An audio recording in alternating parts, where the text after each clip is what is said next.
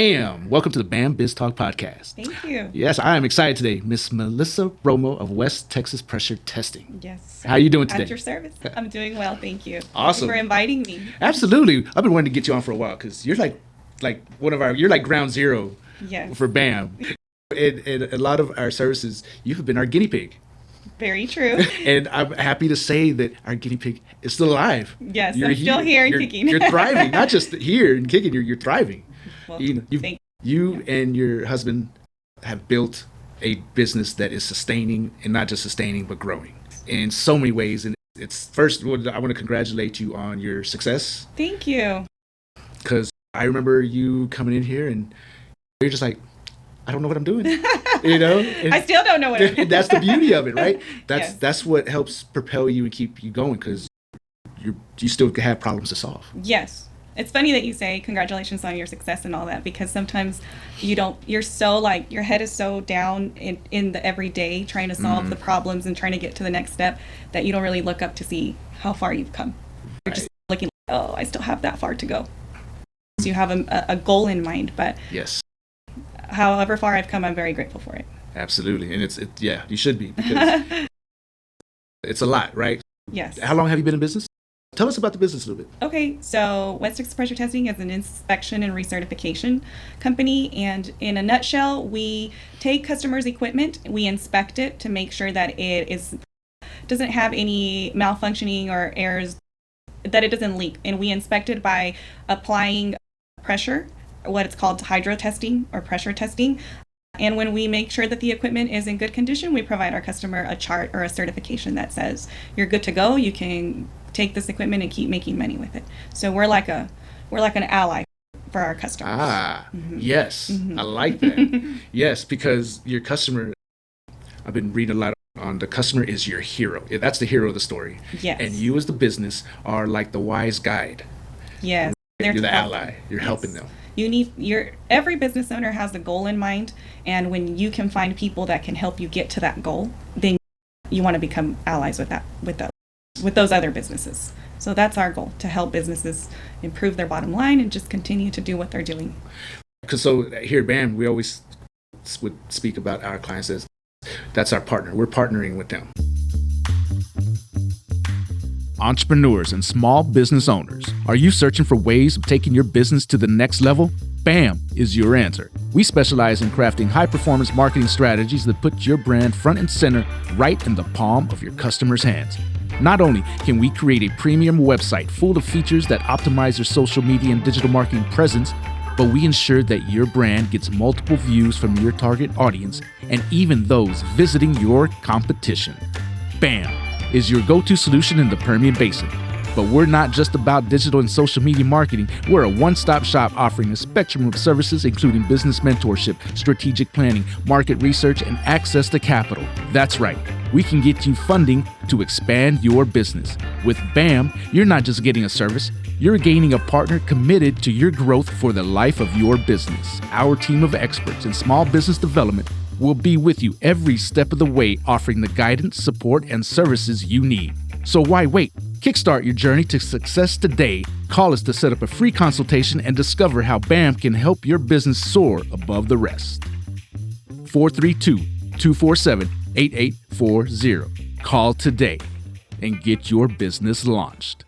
The BAM Biz Talk podcast is brought to you by our sponsor, Pachuco's Restaurant. Craving authentic and eclectic cuisine in Midland? Well, Pachuco's has you covered. Located in downtown Midland at the ever-so-legendary and iconic historic building at 316 North Big Spring Street, Pachuco's blends rich and unique flavors in a conveniently pleasant and vibrant atmosphere. Enjoy the highest quality barbecue, savory tacos, burgers, and a variety of other mouth-watering dishes that reflect the spirit of a true Pachuco cuisine. Real, authentic, and just plain different. Check out their menu at www.pachucos432.com or call 432-218-8806 to inquire, or better yet, just show up and get your shine on.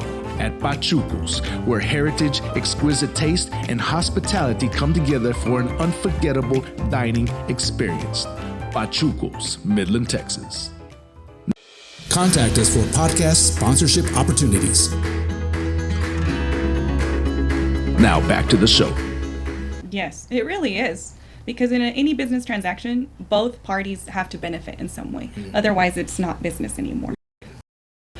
They give us business and we help them continue to stay in business. By making sure that their equipment and their tools are up to par. Exactly. Extending the life cycle of their tools.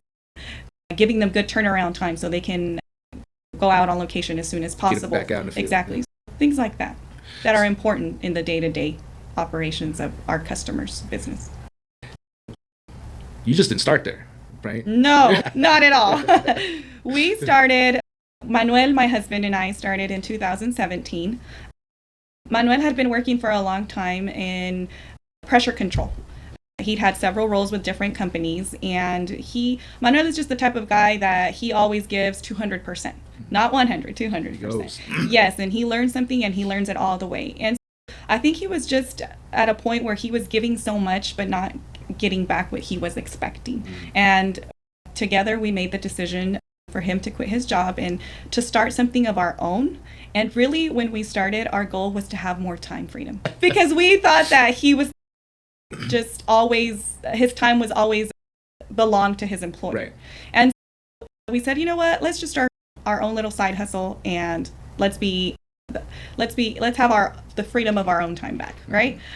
Little did we know it would not be like that for a while. Yeah. So we actually started selling wireline supplies out of our garage. Oh, wow. Yeah, and I would he's, will you help me make the invoices? Sure, and send emails and all the administrative stuff, because he's always been the hands-on guy. Right. And he would go and he just would do cold calling. He would call people that he would know from where he used to work. And we started that way. And when he was selling, people would always ask him about, hey, I need somebody to pressure test for me, and pressure test. And that always came up. Yeah. So he comes back and he says, people are always asking me about pressure testing. I think we should buy a pump.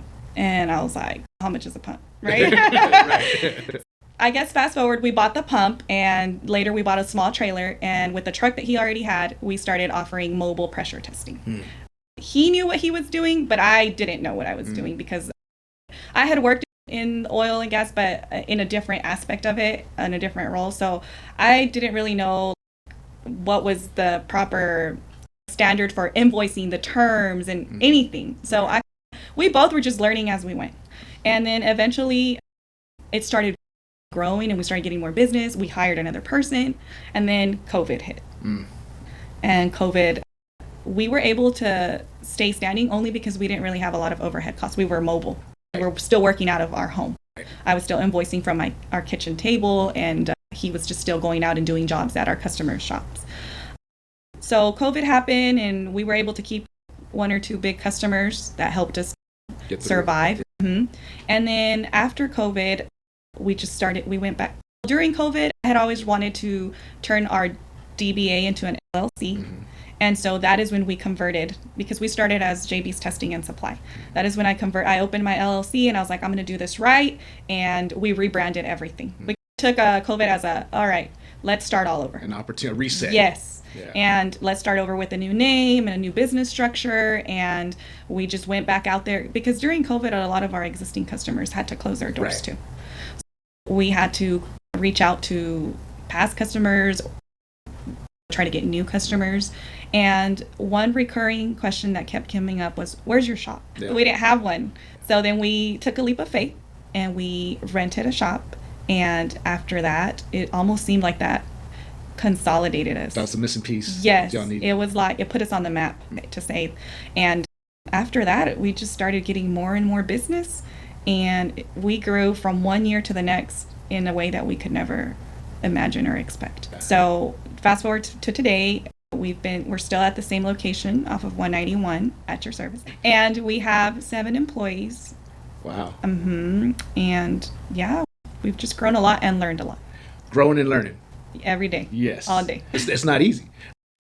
Yeah. No. You told your broad strokes of the story, right? Yes. And it sounds, oh, that's awesome. Yeah. I want to be an owner, grow and make that happen like that, and feed my family and pay all our bills. And but it wasn't like that. Yeah. There's a lot in between, huh? What are some of your obstacles that you faced that you were thinking, how are we going to get through this? I know you glossed over COVID, and that's everybody went through COVID. Right. And if you survived through COVID, you made it. Yeah. You had to have done something like out of the norm to make it through? I think Manuel and I have always been hustlers. We've always figured out ways, but obviously first God too, but some struggles. There's a lot. First off, working together as husband and wife, yes, can be challenging because we each play our role in the company and we naturally fell into those roles. Manuel does all the sales and operations, supervising, and I do all the administrative financial. But sometimes when you work with your spouse, it can be challenging to see them as the authority in that role. You want to challenge or make them see things in your perspective. And so it has been a growing experience to learn to respect each other's roles and to stay in our lane. Yes, because there's a reason why he does what he does, because he's good at it. And there's a reason why I do my part in the business. And so also not bringing work home, bringing our work issues into our relationship, putting boundaries around work, because when you first start a business, you don't have work hours. Yeah. You're just always on, like Manuel would always be on his phone. Sometimes they would call him like at night that they needed an emergency. Can you test this for us real quick because they need it back on location? And we were starting, so we were like, yes to everything. We can do whatever you want. We can wrap it in a big red bow if you want. It's like we would say yes to everything, and he would always take calls, and I would always be getting emails on my phone, picking up kids, taking calls. It was like work was merged into our life. And so that in itself has been a struggle because when you're trying to get your business up and running, your business takes up every aspect of your life. It just revolves around it. So you get into it to have that financial and time freedom, but that's not how you start out at all. No, it's quite the opposite. It's the opposite. Yes. And then you have to grow into that. Yes. Because when you're first starting out and there's no safety net, and this is how you pay your bills, then you get that 2 a.m. phone call versus the customer. And you're going to take it. You're going to take it. Yeah, but at the same time, you get to charge that extra for middle of the night, the emergency. Yes, which we learned later down the road, because we wouldn't charge for all of that. We were just being nice. That was another learning thing. But always learning. Yes. And just, sorry. No, you're good. Just figuring out how to do things, because a lot of the times you don't know what you're doing. Everything is new to you. Everything is, I know I have to do this because the demand is there. I have this problem. I know I have to solve it. How do I solve it? And then you have to go out and find resources, people, the right agency, the right organization, whatever. You have to just solve problems all day, every day. Yeah. And getting out of your comfort zone, oh my God. That for me personally was my biggest challenge. Yes. I am such a perfectionist that anytime Manuel would come to me with a business idea, I'd be like, and how are you going to do this? And how are you going to do that? And I would shoot it down and be like, no, it has to be perfect before you can. But one thing that has been a huge a lesson for me that has stuck with me is it doesn't have to be perfect for you to start. Yes. Good. Great. That's like a Michael Crane golden. Yes, for sure. The most important thing is action. 100%. Take action. And I have to give that credit to Manuel, my husband, because I am an overanalyzer, overthinker. I want to dot all my I's and cross all my T's. But when you're starting a business, at some point, yes, it's good to prepare, but at some point you're going to have to take that leap of faith. Jump. And it's going to feel scary, and it's going to feel like, for those of us that are like me, it's going to feel like everything is telling you, no, don't do it. But you have to go against it and push through. Yes. Have faith in yourself, and in my case, in God, and that everything was going to work out. Yeah, you have faith that it is going to, exactly what you said, it's going to work out. Yes. Like, so we're always solving problems. There's that meme where there's this guy, he's digging a tunnel with a pickaxe. Oh, yeah. And that the treasure's just a couple more swings away, and then he walks off. Yes. Right? Yes. It's that. So it's like right there, it's like, I'm going to keep going. I'm going to, you know what? I'm not going to risk it all. I better cut my losses now and get out what I can.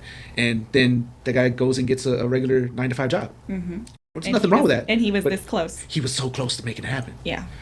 It's perseverance. Yeah. Sticking through it. And not blowing yourself out of the water with stupid mistakes. Yes, 100%. You're gonna make mistakes. That is another that I had to learn. And be okay with. Yes. Yeah. With failure. Yes. You just have to become a friend of failure. Oh, It's your buddy. ding, ding, ding. I like that one. Become a friend of failure. Yes, because going back to the perfectionist thing, I'm always trying to take all these safe steps that will guarantee that I'm not going to fail. But if in the years that we've been in business, some of the mistakes that we've made, or failures, if you want to call them that way, have led to the biggest growth in our business. Wow. Because you realize once you fail, that fear of failure that you have, once it happens, you're like, I survived. Oh, still here. I'm still here. Yeah, and I can still keep going. And I learned something from this, and so this time when I do it, I'm going to be better at it. Yes. You learn from your mistakes. Yes. And that has translated into every area of my life, because a lot of times we don't want to make mistakes, or we don't want to fail because we don't want people to see us failing.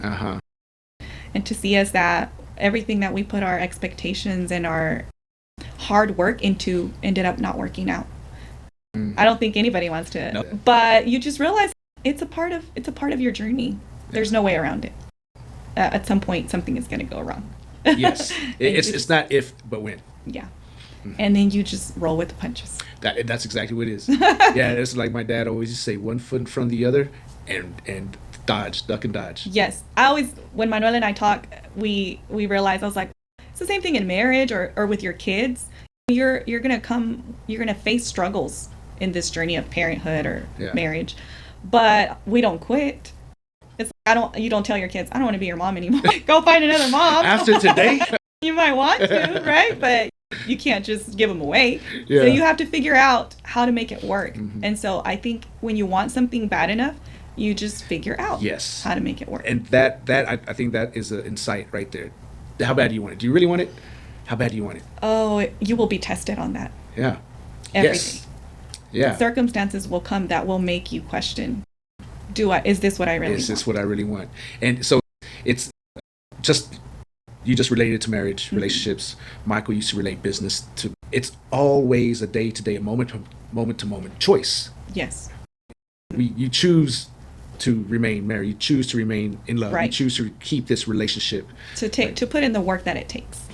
Yes. So where they say it's more of a verb. An action. Yeah, it's action. It's going. It's the pursuit. Yes. And I think that's everything in life. Anything worth having is going to cost you a lot.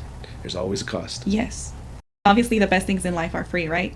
But a lot of the things that we cherish the most in our life have required some amount of sacrifice.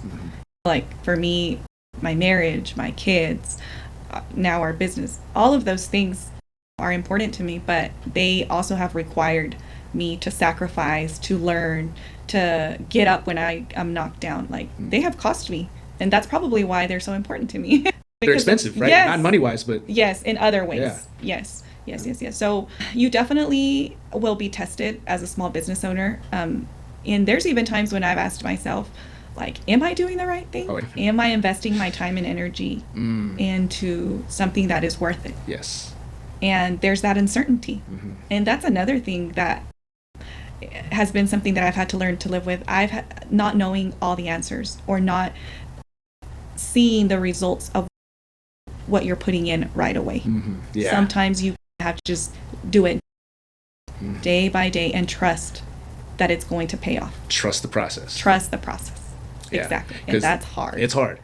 Literally every day you're planting seeds. Every day. And every day you have to water. Every day. You have to feed. You have to make sure it gets the right sun.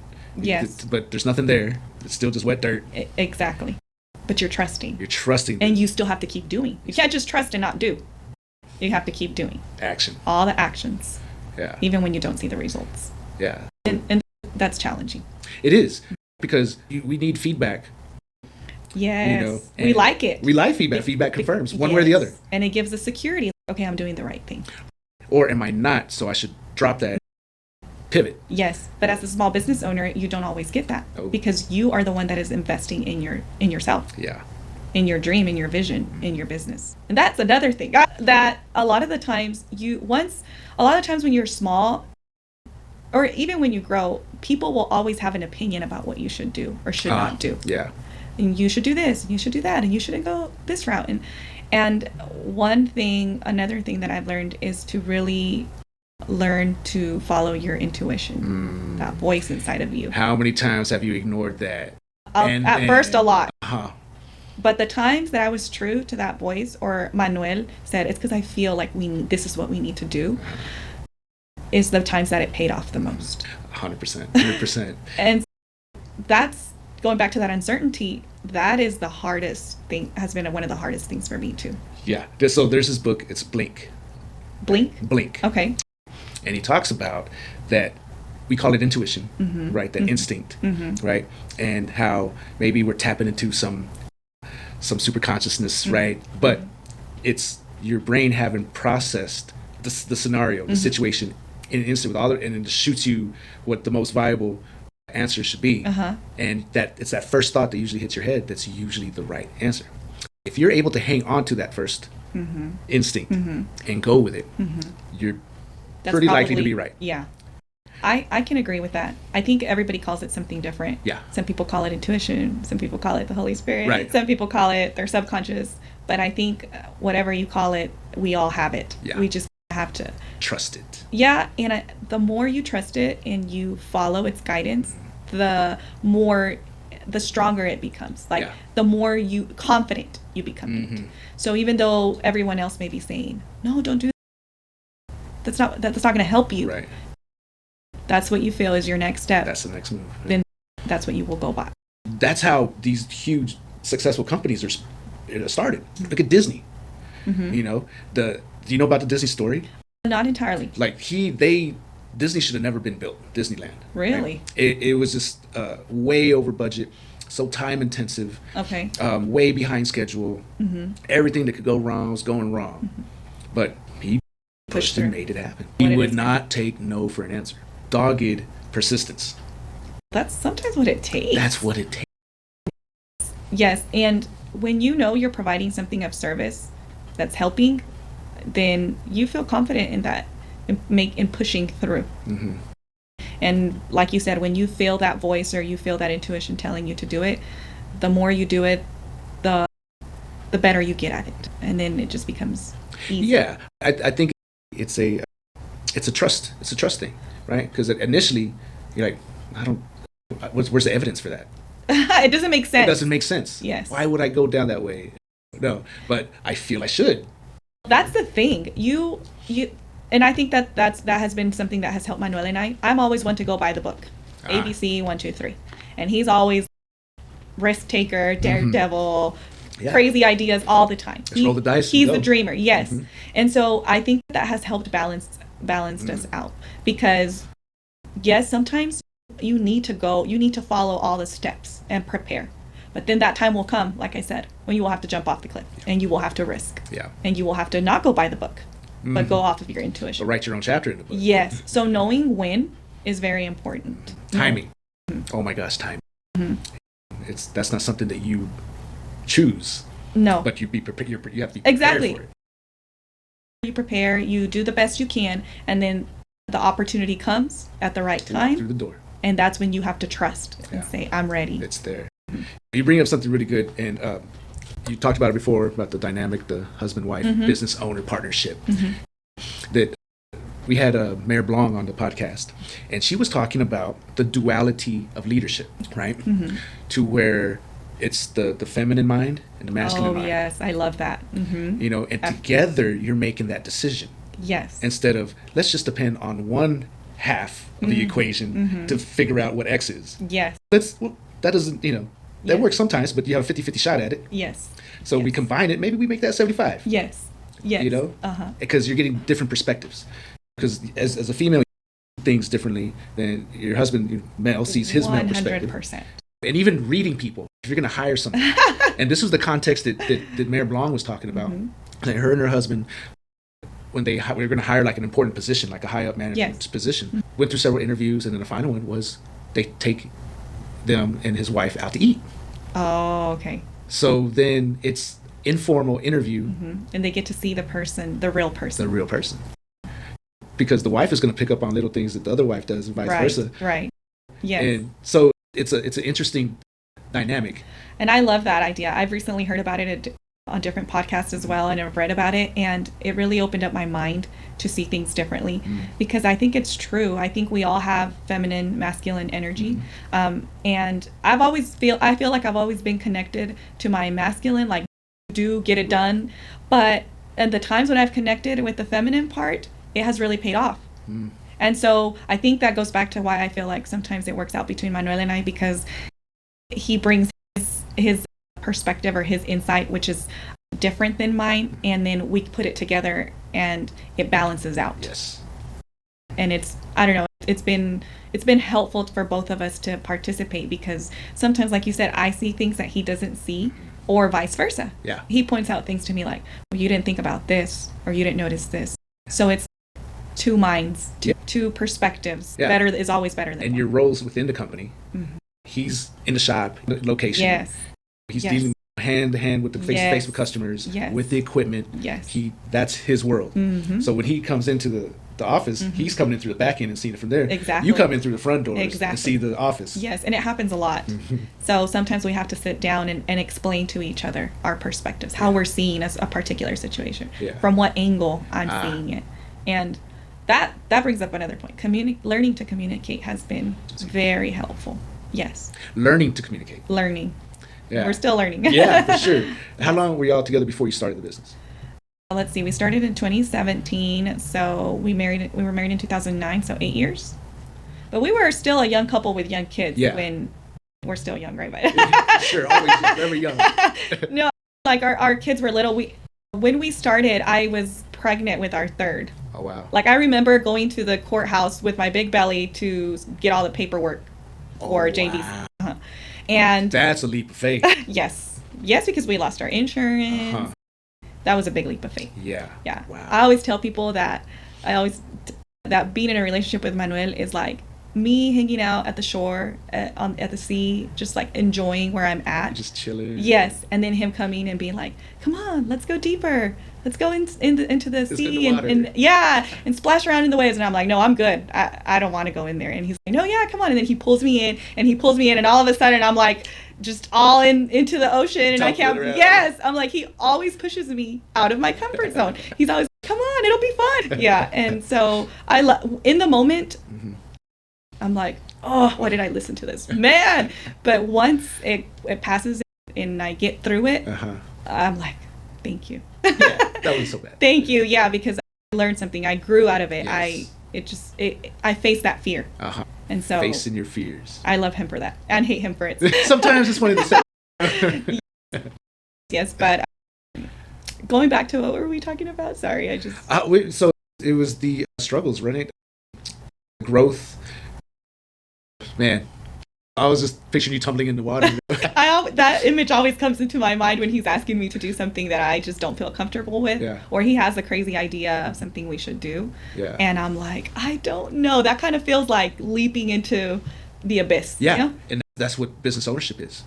It's leaping into the abyss. Yeah. Because we were talking about the dynamic between and working together, making decisions as the two leaders of your company. Yes, which can. We were talking about learning to communicate. Yes. The challenge is knowing when to back down from what you may think is the best choice and acknowledging that maybe the other person actually has a better perspective. Because the goal is, for the good of the business. Yes. Because if the business does good, it trickles down, it carries over into our personal life, obviously, right? So it always comes back to doing the work on yourself, because if you're prideful and you can't acknowledge that maybe you made a mistake, or your idea is probably not the best idea, or your way is not the best way for that particular situation, then your business is going to suffer the consequence. And so I always tell Manuel, our business will only grow as much as we grow as people, because our business is a reflection of who we are. Yes. It's like an extension of you. Even the way you do business reflects back to who you are as a person. If you are a person that values honesty and integrity, then you're going to do business that way. Right. But if you're not, then you're also going to do business that way. Right. So a lot of the experiences that we had when he was an employee, we have tried to carry them over now that we are employers. Mm-hmm. We try to treat our employees the way that we want to be treated. Sure. Create an environment where they want to come to work. Yes. And where it's a team effort. It's not just about what we want as owners. I always tell everybody, you can always tell me what you think, your ideas, your perspective. I may not do what you're suggesting, but I will always listen and take it and consider it. Yeah. Yes. Because that's how you grow. Yeah. And you know what? They might have a perspective that you've looked over because you're busy. Yes. You're busy doing all kinds of stuff. Yes. And somebody brings something up. Like, okay. Yeah. And it has happened where sometimes the girls in the office will say, what if we do it like this? Or have you thought about this? And I'm like, no, I didn't think about that. Because like you said, I have a million things to think about. But that one small thing can make a big difference. Yeah. It's so small that you overlooked it. Exactly. So now somebody bring it to your attention. Oh, wow. Okay. That will fit into what we're trying to do. Exactly. Yeah. And then you also give your employees what is the word that I'm looking for? The feeling that they actually matter and they're contributing to your growth as a company. And I feel like that makes them feel more a part of. And when somebody feels like they're a part of something, I feel like they put forth their best effort. Yes, they have buy-in now. Exactly. They're bought into the purpose, to the mission. They're contributing to this thing bigger than themselves. Yes, and that the sum of the parts is greater than the whole. Right? Yes. They're putting in because they want to see the business succeed. Because if they see the business succeed and have a part in that, then they're going to grow with the company. Exactly. They're growing. Exactly. Like, business grows as you grow. Yeah. That goes for employees as well. Exactly. Growing, everybody's growing together. Yes, and that's our goal. If in the direction that we're trying to go, that everybody that has helped us to grow with us, because we haven't gotten here by ourselves. Right. It takes a whole team. It does. And a lot of people to help you. So that is super important, getting the right people on your team. And the people that have the same vision as you and share the same values. Not necessarily the same personality or, but just like the non-negotiables, the things that are important to you. Yeah. Because they become a reflection of your business as well. For sure. Yeah, because they're out there. Yes, they're talking representing you. Mm-hmm. Even if they pick up the phone and are trying to help somebody that's calling in. Yes. How do they answer the phone? Yes. Yes. Even though you're not usually the one supposed to answer the phone. Yes. But you're there and you're the only one. The phone's ringing. Yes. It's calling into a business, so somebody better pick up that phone. And so that person their takeaway will be that interaction with that person. Yes. Yeah. I don't know. I called up there and they didn't seem to know what I was talking about. Or they were rude or. Yeah. Mm-hmm. Yeah. And that's a whole missed opportunity. Yes. Yes. Yeah. So that's branding, right? It's the brand message. Yes. Yeah. I didn't really understand branding until I realized, like I said, who we are is our brand. What we stand for, how we do business, everything that is involved in our day-to-day operations, that is a part of our brand. Yes. Yeah. So the word it's not a misnomer, but it's on the very tip of, it's on the surface, right? Because a brand it comes from a cowhide brand, right? And you see the symbol and it's supposed to represent who it in a belongs nutshell. to, right? Yeah. But that brand, so most people think of a brand as, that's our logo. That's the surface. You want your surface to represent what's visually, inside. Yeah, visually. You're trying to convey through visuals what your brand is, but it's more of that's a physical recognition. Oh, okay, that's them who have this brand. The brand message is what you're trying to get into people's heads about what you are and what you're about. Yeah, because even if you don't have a logo, you still have a brand. You still have a brand. And that's something that we learned, because what people say about you, that is your brand. Yeah. If they're like, oh, those guys have a quick turnaround time, that's part of your brand. Mm-hmm. Or those guys know what they're doing because Manuel has so much experience in pressure control equipment. Expertise. That's a brand. That's part of your brand. Whatever the perception or whatever the customers think of you, that is their image of your brand. Yes. So you have one, whether you you may not be promoting it, but it's there. And that's the key to branding yourself, because you're telling people who you are, and then you're following through with that. Exactly. And if you tell people who you are, follow through with that, and then tell them who you are again, now you can control your brand, and that is like incredibly important to small businesses. I think I'm still in the learning process of that, because personally, I'm not big on social media. I always try to just keep my head down and work on my own stuff. Yeah. Not let the world know what I'm doing. Yeah. But that has been, I would say, a weakness of mine that I have had to learn to work on. Yes. Because Good. I realize in this day and age, everybody looks for their service or business or restaurant online. Mm-hmm. That's how people find what they're looking for. So if you want to be found, you have to have a presence. You got to be out there. Mm-hmm. And a consistent. Yes. Consistently. Because, so what is that? It takes people 7 to 9 impressions To remember you. And then to notice you. Yeah. Yeah. 7 to 8 times, just, okay, whatever. Because there's so much information shooting at us So every much out day. So Yeah. much out there. We're getting flooded. Yes. Over flooded, overwhelmed, overstimulated. It's too much for us to really handle. It really is. You know? And that's one reason why I'm not on that. Yeah. Because I have enough with business and the kids and our home. And so, Yeah. yeah. So much going on. There's life. There's regular life, like outside of the internet, online. Yes. Where, okay, this is okay. We got to deal with. And then you introduce this whole other digital realm of cell phones and iPads and laptops and computers. And you're connected to the world, the essentially. whole world. Yeah, something happens on the other side of the world And- almost instantly. And it can affect how you're feeling in that moment and how you show up Yeah. for wherever you're at. Yeah. Yeah. It's important to take care of yourself and your mental energy. It really is, because it gets spent. It gets spent quick. Yes. Just the average day in the life of a business owner is you're making decisions constantly. Constantly. That makes a lot of sense. No wonder. No wonder, right? No, yes. And so there, like we were talking before we started recording about self-care and taking care of yourself, making sure that you have that separation between your work life and your home life. Oh my God. I can't stress it enough. Just like I said, that your business is an extension and a reflection of you, that self-care part is really essential. Yeah. A lot of times when you don't realize, especially, I don't know if as women, but when I was staying home with my kids, I just had all these things going on.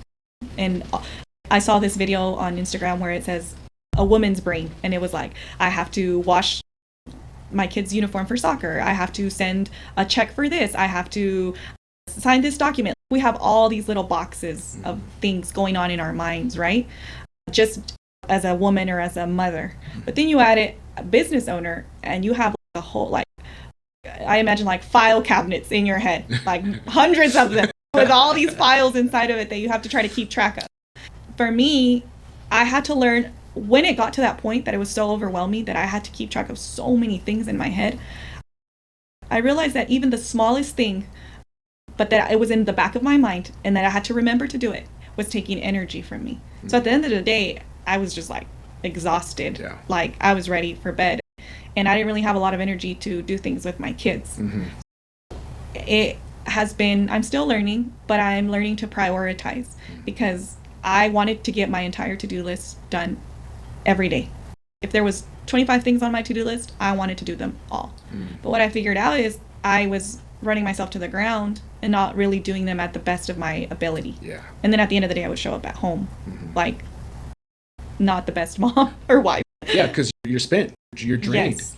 And it's even things like writing an email, because sometimes you have to think about how you're going to say things and how you need to get your point across and just the smallest things. ChatGPT. What is it? ChatGPT. ChatGPT. AI. Oh. Okay.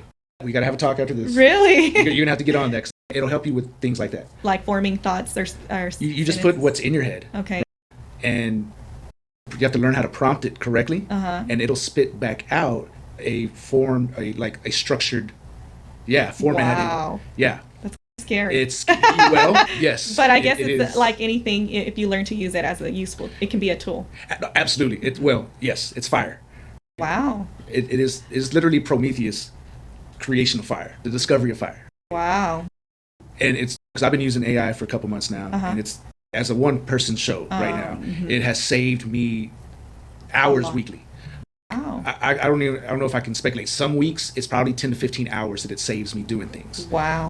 And other weeks where I don't use it too much, maybe 5 hours. But that's still super significant because it's saving me time. Yeah. And if anything, when you're a business owner, you have to learn to delegate. Yes. And right now I delegate to myself. So you need all the help you I can need get. all the help I can get. Yes. So I'm leveraging AI. And it's funny, so I've been using AI for a while. This last weekend, I watched The Matrix, the original one. Okay. And I'm like, whoa. It has a whole different meaning. Starts.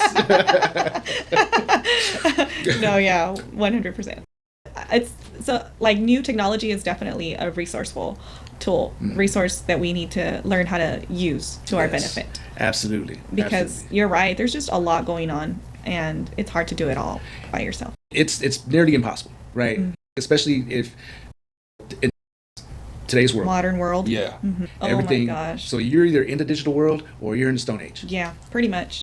I have 20 apps on my phone for the kids' soccer groups, their extracurricular activities, their school, church, when you're going to serve, and email, and QuickBooks on my phone. Everything is on my phone pretty much. Yeah, it's all there. My whole life. It's there. Yeah, know? Which is scary again, but how do we feel when we leave our phone at home and we get in a car and we're driving off? Disconnected. Yeah. Somebody's going to call me and I'm going to miss that You're call. Gonna miss it. What if somebody's an important email or yeah.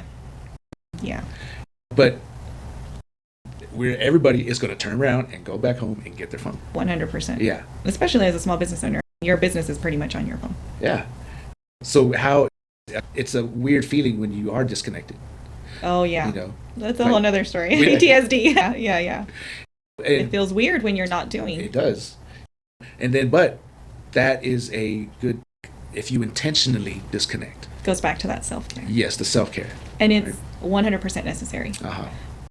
No matter if you go all day, every day, Monday through Sunday, from dawn to dusk, you would get more done by taking a day to rest. Yes. And you would be mentally better. You would show up better for everyone around you. Yes. Like a better version of yourself. Yes. And I think that's hard to understand coming from a Hispanic background. Yeah. Just work. Yes. Just work. We are doers. Work. Yeah. So, when we first started this, I used to work 7 days a week. I remember. Every Sunday. Yes. I'm in here. I was like, what are y'all doing over there? Do y'all sleep? Yes. And that's a good point, because when you work so much and you're putting yourself out there, like you probably experienced this when you got home, you're tired and all you want to do was just go to sleep. Go to bed. You probably didn't sleep that well. No, because my mind was Your mind was still going. You're still trying to figure out all the problems that I didn't figure out that day. You're still trying to problem solve. And yes. And you're like, okay, I couldn't turn it off. Yes. And that's what drains your energy, because you say you got 6, 7, 8 hours sleep. Right? Actually, I do now, but when I didn't, I would not wake up the friendliest person. It's scientifically proven women need more sleep than men. So. I wasn't the nicest person. That's funny. No, but it's true though, because you're not yourself. No. Your brain's not processing the same. You're taking shortcuts. And you can't handle the stress of life, of your business, because you're not physically like there. You're not your best version of yourself. Right. And that's why I think that self-care and working on yourself is so important. It gets overlooked because it sounds like one of those like modern things that people are talking about now, especially if you come from, I don't know, like a different background where hardworking parents that were always trying to, provide a better life and always doing. But it is just like, it seems contradictory to what you're trying to do. Yeah. But it's not. Like rest is so important and essential, because sometimes when you're resting is when those ideas and those solutions can come to you too, when you're not stressed out, when you're not like moving and going and thinking and answering and calling and texting. Sometimes when you're just like relaxing, you're like, the light bulb goes off. That's when it happens, right? Because you've given yourself the space. Yes. To be creative. Yes. And it's the creativity that sparks innovation. Yes. And solving problems. Yes. Like Einstein would have dreams. Really? He solved his great equation by a dream. Wow. Yeah, theory of relativity. Man, his mind was really something else. He dreamed that he was moving, and then he was in a train, and then something about light was passing him, and he was like moving along with light. Yeah, I'm probably messing it up, but it's something similar to that, where he had the realization, oh, okay, light is, it has a finite speed. Yeah, and that's where it came. And when he was sleeping. And all the greats like that, they would take power naps. Yeah. Edison used to take naps, but just enough to get him into that dream state. He would have his keys, hold keys in his hand, and he would have a tin dish right under, And so when he fell asleep just enough to drop the keys into the dish, it'd wake him up. Oh my God. And then he was in that flow state. He had it down to a science. Yeah. Wow. Yeah. That you bring up a good point. I think looking into the lives of others who have done great things is really inspiring. Because you realize their struggles, their ups and downs, and you realize that a lot of the biggest discoveries or inventions came from what you would think were ordinary people doing ordinary things, and they persisted. Exactly. They kept pushing. They did it. They heard 1,000 times no, or they figured out the 1,000 ways not to do it, and then they figured out the way to do it. I think Thomas Edison, again, he said, when you think you've exhausted all possibilities, you haven't. He's the one that said, right? Mm-hmm. Now that when he couldn't figure out how to do it, he's like, okay, now I know X amount of ways not to do it. Yeah. Yeah. That's how the light bulb was invented, right? Yes. There was thousands of filaments. I don't know how many, but in the thousands. Yes. He had already failed multiple times before. 1,000 times. Mm-hmm. You'd think you'd give up after 100. Yeah. I think this ain't gonna work. Yeah, I think the Melissa that started would have given up, but at this, like after what we've been through, I realize you just have to continue to stay with it. Just gotta stay with it. Find a way to stay with it. Yes. Anything in life, it's eventually with time and consistency, it's going to happen. It's going to happen. And that's true. I think that entrepreneurship, the pursuit of your entrepreneur journey, right? That is a reflection of your entire life and everything else. Yes. Just like you could turn it around and say your marriage and your family is a reflection of your entrepreneurial journey. There's a parallel that goes through all, but I think the overall thing is that you do have to create a path for yourself. A path for sure, but like we were talking earlier, is boundaries and borders that separate the different functions of your life. Yes. I think to keep yourself sane and happy, yes. Yeah. Healthy. Yeah. Yeah, because even at the end of the day, whatever success you accomplish, you want to be able to enjoy it. Yeah. Right? You work so hard. In the process, it's important to take care of our mental health, our physical health, our relationships. Yeah. I always told Manuel that because there was times obviously when we didn't see eye to eye. For sure. And it was frustrating for both of us, and we couldn't make a decision because he was stuck in his way and I was stuck in mine. But it always came down to, I never want to succeed in business at the cost of our marriage or our relationship or our harmony with each other. Right. And so that kind of always centered us back. Because it goes back to the pride thing. Yes. And if you would have put pride up front, you wouldn't be able to get through it. No. No. And sometimes I think you feel like, or some people don't realize that those things are important because we're focused on the numbers or the operations or the sales, the connections. Yeah. But everybody has to do sales. Everybody has to look at their numbers. Everybody has to write emails and all of that. But it's the way that you do it that differentiates you from everybody else. Right. And the quality of life that you're going to have, the quality of your relationships. Because, I don't know, personally, I think I've also seen very successful people in their business journeys, but then it has come at the cost of their personal life. And I'm not judging, I'm just saying I don't want one for the other. Right. Yes. I want to be able to enjoy whatever success comes with my family. Across the board. You're seeking harmony. Yes, that is a great word. Between all the moving parts of your life. Yes, and it's hard. Oh, it's hard, yeah. It's hard because you really expose yourself. You do. You realize when something's not working. You realize when something's not working in your life, you have to go figure out what part of your life is it that's not participating in that harmony. What's the one aspect that's bringing all the others down? Exactly. Holding others back. I mean, if you're in discovery mode and growing, learning, right? You know that there's something there. You know that it's not as good as it should be or it can be, and you're pursuing to figure that out. And sometimes it's you. I would say, it's something that you're doing. You're thinking. You're limiting beliefs, or you're not thinking big enough or outside the box enough. That happens a lot to me. Because we like to stay comfortable. Yes. As much as possible. Yes. Even though you're out there, you're an entrepreneur, and you're every day's living on the edge. Yes. You still look for that safety. Yeah. Your little comfort zone. How can I just stay here and be comfortable right now? Yeah, but when you become an entrepreneur, all of that is exponentially shown to the world. Like, all your deficiencies as a person Yes. will translate over to your business Uh-huh. as well as your strengths, right? It's just magnified, Right. because now it's in the form of a business. You're putting yourself out there. Yes. And so there is some vulnerability there, because if there's a part of your business that's not working and you trace back to, okay, why is this not working? Probably comes down to back to an idea or something that's reflected off of you, a way that you decided to do something, and that it has to be changed. Yes, I love it. You just like deep diving into entrepreneur introspection here, psychology. Right? They're probably going to be like, what is this? Is this girl talking about business or? I think it's intertwined, right? Like Yeah. you said, it's really part of each other. Mm-hmm. I don't think there is a separation. I think the problem comes when you do try to separate it.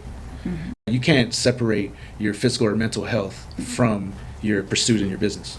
No, if you don't take care of your physical health, then you can't show up to do You the can't things show in your up. business. You're going to be making the wrong decisions. Or based out of pain or stress or whatever state you're in. Right. Because you're going to be cut off from seeing everything that you Clearly. you can't see. Yeah. And then your decision-making process, well, it's the data you're given, then it's interpretation of that data, right? If you're only seeing half the data, and then your interpretation capacity isn't at full throttle, that's a recipe for disaster. Yeah, and it happens. Yes. And that happens when you're tired, you're overworked, you're overstressed. Yes. And to a point you were saying earlier that it's counterintuitive. If I work less, well, I have to work more to get more done. That's why I was thinking I would work Sundays too. You know, That's our hustler mentality. yeah, and you know, work a 12-hour day, and then guess what? I'm taking my laptop home, taking my hard drive, taking my papers, and then I'm up till 11, midnight, 1, 2 in the morning, looking at my laptop. I can't even see my laptop because when you get old like me, eyes don't work anymore. And then I'm gonna go get 4 hours of sleep before I have to be back up and get to work again and do it all over again. And don't get me wrong, there was a time in our life when Manuel had to do that. Sometimes you got to. That was what his work entailed, getting up at 4 in the morning or 2 in the morning or not coming home for several days. There was a time when we had to do that. Sure. But it's not really sustainable for a long time. It's not sustainable. Yeah, because your relationships start to get affected. Everything becomes strict. Everything. If you're at that stage in your life, then do it, but always knowing that at some point you're going to have to do something. Know it's temporary and get out as quickly as possible. Yes. And structure. Yes. You got the structure. I know you're a very organized individual. Like, I try to be, yeah. I know you try. You're like, you really do it. Yeah. You know? And to where I'm the complete opposite, right? You're in Manuel's Yes. club. Yeah, I don't structure anything. Well, I didn't used to, but I started structuring. You started working on that part of yourself. Yes, started blocking off time on my calendar, even for sleep. Sleep. That's insane. Gotta do what you gotta do. Yeah, I put work blocks.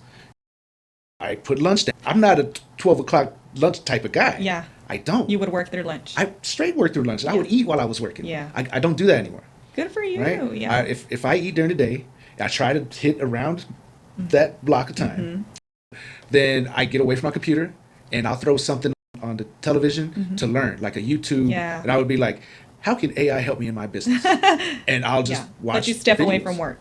I step away from work and I'm doing something else that's. I don't recommend going to watch a movie or being entertained because I think that'll take your mind a little too Off far track. away. I don't like scrolling through social media either because that's another. You see all kinds of things. Your head's everywhere. But if it's like you're sharpening a knife. Right. So you step away from work. What's that? Abraham Lincoln. He said, "Give me a certain amount of time to chop down a tree. I want to spend, say, 5 hours. I want to spend the first 3 or 4 hours sharpening the axe." Yeah. So that's basically what that is. You have your work, but then you step away to sharpen the axe. Sharpen your mind. Yeah, and then while I'm learning, I can eat good, okay, and in peace. And now I'm just learning something. I'm just consuming. It's just entering. It's coming in, as opposed to where if I'm working, it's mostly output. I'm eating. I'm trying to put out. But if you take that time to relax, digest the food better, taking my time, chilling. Plus, I'm learning. And then there's been several times where after I do that, I'm like, oh, now I know exactly what to do here. Right. Like we said, the light bulb comes on. The idea comes. The solution. When you step away. Yes. Yeah. Yes. Yeah. And there has been plenty of times where we've had to do that. Or we had a big issue or problem and we try to figure it out all the ways, and then we would just decide, let's just go home for the weekend or whatever, and we'll figure it out. Yeah. And then it either resolves itself or something happens. The idea comes, the solution comes. Yeah. And it's usually pretty simple. Yes. You just couldn't see it. Just can't see it. You were so stressed. Yeah. You were like overcomplicating it. Yes. Yeah. It definitely, you learn to step away when it gets to be too much. It's a tactic. Yeah. Yeah. Just like people who go to the gym and lift weights and they start learning what works for them. Same thing as an entrepreneur. Yeah. You start learning what works for you. Yeah, because if you go to the gym and you just pound a workout like hours per day, No, you have to rest. and you don't rest, you're going to get injured. Your muscles aren't going to grow like you want them to. Exactly. But once you step back and take that rest, things develop. Yep. You let time develop what you can't. Yes. And that is also an important thing to take away. You have to do your part. And then sometimes you put it out there and then you let it go. You can't control everything. Yes, because being so organized, I tend to be of a controlling nature. And that is one thing you can't do in business. You can't control all aspects of it. Control it. You can only control what you do, and how you represent yourself. Yes. And how you react to the problems that come your way and how you're going to solve them. Right. Yeah, love it. I feel like I said a lot. You did. Yeah, no, I think this is a very insightful discussion, and I think the listeners are going to get a lot out of this. Because so. A lot of people go through this. Most business owners go through this. I think I discovered that later on down the road. We all do. In the moment you feel alone, and you feel like you're the only one going through those challenges, and nobody understands what you're going through. Yeah, but if you look for others, or even in podcasts like these, or stories, when there's a saying in Spanish, el que busca encuentra. When you're searching for something, you will find it. Yeah. When you look for that camaraderie or support, eventually you're going to find it. And it's really important too, because it's hard to do things alone. It is. So you need find support. your community, or find your person or your people. Find your people, find your tribe. Yes, 100%. Yeah. And have everybody in that same boat with you. That they understand where you're going. Because if they're trying to go in a different direction than you are, then you're not serving each other. And that's why it's very important to have that mission, company mission, where everybody knows to be clear on your goals. Yes. Where are you going? Yes. Okay, so whatever we do, everybody understands that your action is going towards that. Correct. Because you build a momentum, right? Towards that goal. But if one person's trying to go left and the other one's trying to go, all the energy expended is wasted. It's right there. Nobody's getting anywhere. Imagine you're in a canoe and you're paddling this way, the other one's paddling that way. Nobody's getting anywhere. Just going in a circle. Just running yourself to the ground. Yeah. Spending all that energy. All the energy and getting nowhere. Yeah. I used to do a dance back in the day. There's just a little joke thing, but it's called the Go Nowhere. It was just a little hop where I just literally just spin in a circle with a little hop. So it reminded you of that? That's what it reminds me of, because I was like moving, but I was going nowhere. It's just right there. And you can find yourself doing that in business a lot. Yes, easily. And it's being able to recognize that and pulling yourself out, getting back on track. Yes. Okay. Yes. We're all on the same page. We're good. Okay, let's go. A lot of redirection. Yes. Constant. Yes. Regroup, refocus, and move forward. Move forward. I love it. Those some good words. Tell people where they can find West Texas Pressure Testing, website, phone number, all that stuff. Thank you. We have a website that BAM built us, westtexaspressuretesting.com. We're also on LinkedIn and Facebook. Shout out to my office admins who run that for me, Elizabeth and Audrey.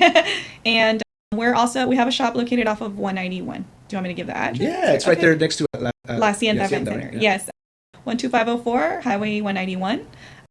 And we're in that big gray and red building. Yeah, the big club that's coming up. Huh? Yes. Right where La Santa is. You're right. Yes. And if somebody wants to get a hold of you, give you a phone call, what's your phone number? It's 432-894-0077. Yes. That's our office number. So if somebody needs pressure testing services. Yes. Or you can call Manuel, my husband, at 432-230-0295. There you go. Thank you very much for coming on the podcast. It was a pleasure having you. Thank you. Thank you for having me. I appreciate that you would consider having me on your podcast. Absolutely. I really wanted you on here because you're a testimony to perseverance and going through that journey. Like we talked about the whole thing. You taking the leap pursuing through it all, through COVID, right? Like you rebranded you saw COVID and said, oh, it's an opportunity. I couldn't have done it alone. Oh, of course not. Manuel, my husband, has been my rock. For sure. And of course, God, and then all the people that have come on our team to help us. Yeah. But thank you. I appreciate it very much. And of course, you guys too. You guys were part of my journey as well. Yay. And we hope to continue to be part of that journey. Yes, God willing. Yes, ma'am. Yes. All right. Well, y'all take care, and we'll see you on the next episode. Thank you. Bye-bye.